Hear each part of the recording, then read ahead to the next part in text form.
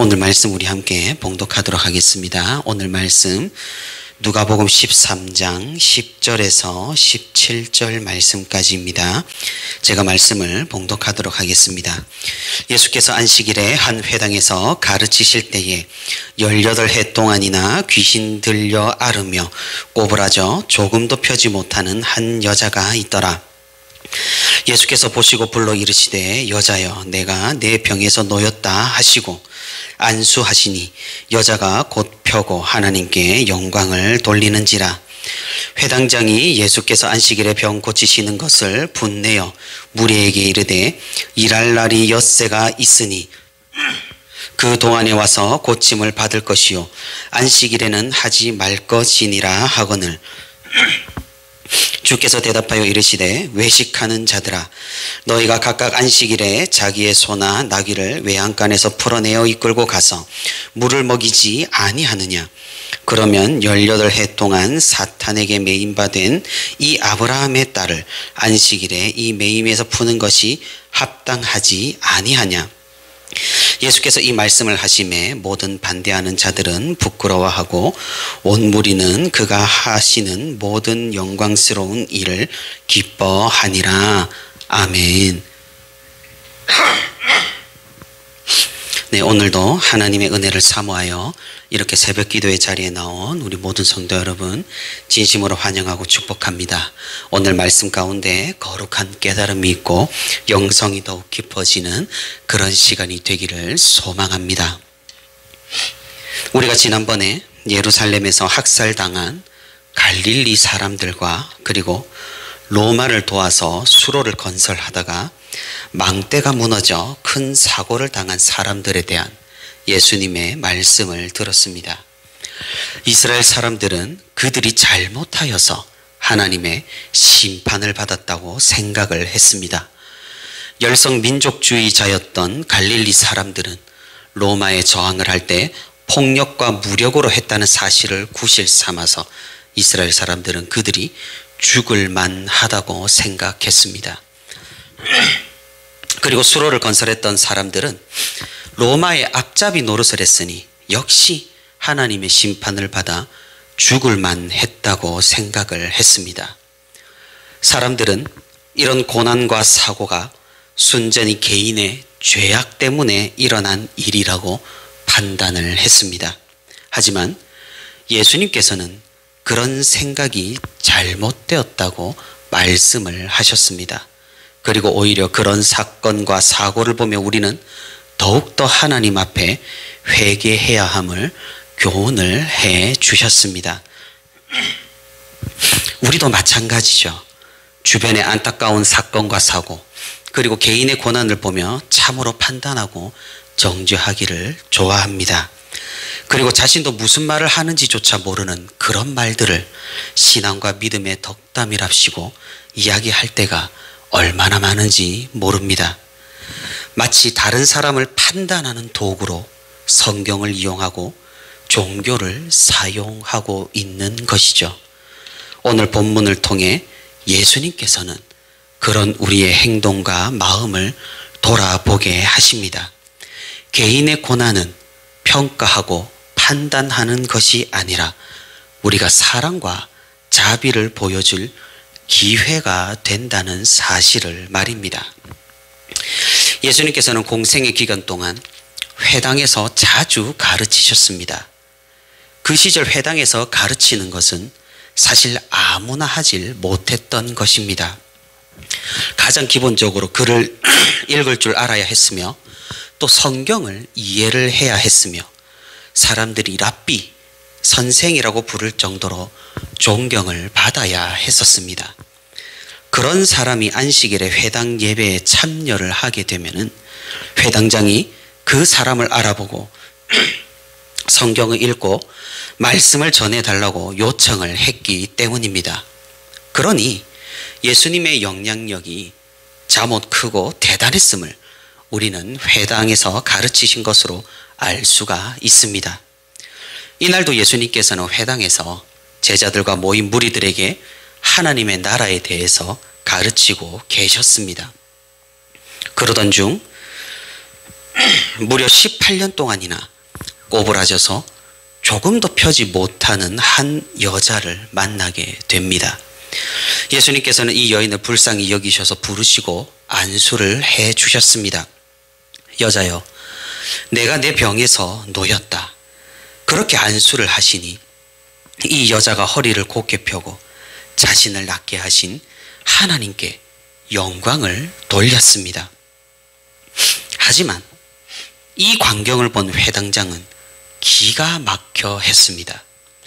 왜냐하면 회당장 자신이 예수님을 초청하여 말씀을 전해달라고 했는데 이 사람이 자신들의 율법에 의하면 안식일에 하지 못할 일을 버젓이 행했기 때문입니다. 자기가 데려온 사람이 오히려 자기 회당에서 욕을 보이니 회당장은 아마도 더욱 크게 분노했을 것입니다. 그래서 무리를 향하여 예수님을 정죄하려고 했습니다. 일할 날이 엿새가 있는데 그때 하지 않고 굳이 하나님께서 정하신 이 안식일에 이런 일을 했다면서 병 고치는 것도 일하는 것이니 안식일에는 하지 말라며 분을 내었습니다. 우리가 생각하기로는 참으로 이해가 안 되는 반응입니다. 만약에 지금 주일에 이런 신유의 이적이 일어났다면 우리들의 반응은 어떠하겠습니까?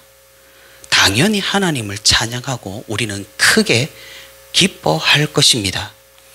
하지만 회당장과 모여있는 바리새인들은 그러질 않았습니다. 오히려 예수님을 공격하고 안식일에 하지 못할 일을 했다며 정죄하고 있는 것입니다. 그들에게는 이 고통을 당하는 여인은 눈에 들어오지도 않았습니다. 18년 동안이나 힘겹게 살아온 이 여인의 그 안타까운 삶은 전혀 그들의 눈에 안중에도 없었던 것입니다. 그들은 단지 자신들이 만든 규칙과 신학에 파묻혀서 하나님의 영광을 보지 못했던 것입니다. 생각을 해본다면 회당장과 바리새인들은 이 여인을 정죄하고 있었는지도 모르겠습니다.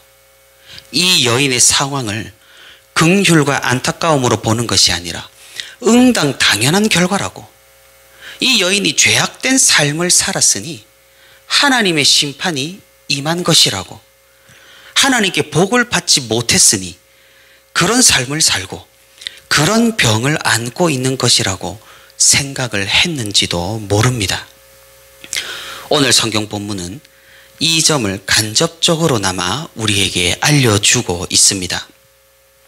11절을 보시면 18해 동안이나 귀신 들려 앓으며 꼬부라져 조금도 펴지 못하는 한 여자라고 이 여인을 소개하고 있습니다. 하지만 예수님께서 치유해 주시는 과정을 살펴보면 귀신을 쫓는 축기를 하는 장면이 등장하질 않죠. 귀신아 물러가라 이런 말씀을 하지 않으시고 단지 내 병이 나았다고 안수를 해 주시는 것을 우리가 살펴볼 수가 있습니다. 이것이 무엇을 의미할까요? 직접적으로 귀신이 들리거나 악한 영에 사로잡히지 않았다고 하더라도 이 세상의 고통과 고난과 병과 해진 곳은 사단의 역사라는 사실을 알려주고 있는 것입니다.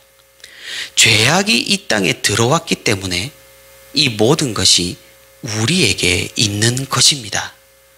마지막 날 하나님의 나라가 온전히 임할 그때엔 우리에게 이런 병과 고통이 완전히 없어질 것입니다.